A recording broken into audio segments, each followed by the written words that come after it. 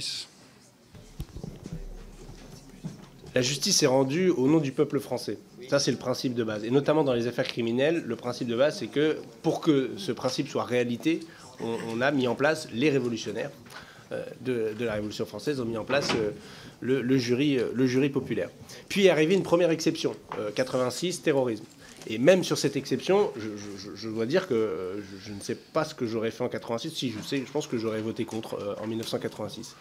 L'argument que vous n'avez pas donné, monsieur le rapporteur, qui était l'argument premier en 86 et ensuite pour l'avoir étendu en matière de stupéfiants, c'est la protection des jurés qu'on n'arrivait pas à faire et donc du coup des gens qui étaient menacés, dont on ne savait pas s'ils pouvaient juger librement. C'est l'argument numéro 1.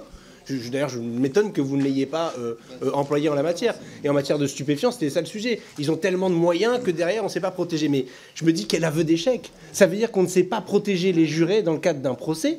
Et que du coup on renonce à une justice populaire dans ce domaine-là, mais à ce moment-là, on va le faire dans plein de domaines. Il me semble que pour le procès du Rassemblement national, par exemple, les magistrats ont été menacés de mort. Alors on fait quoi ?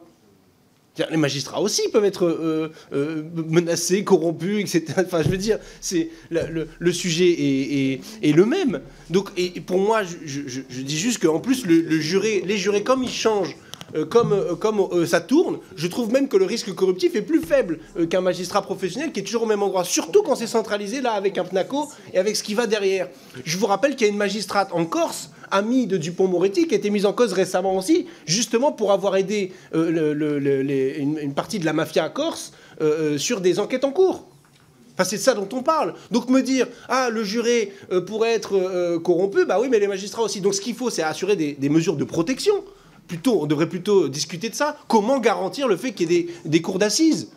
Parce qu'on a besoin de ces justices populaires. J'en terminerai d'un argument d'autorité. Il me semble que c'est M. Retailleau qui a dit que c'était l'affaire de tous, Merci, la lutte contre le trafic de stupéfiants.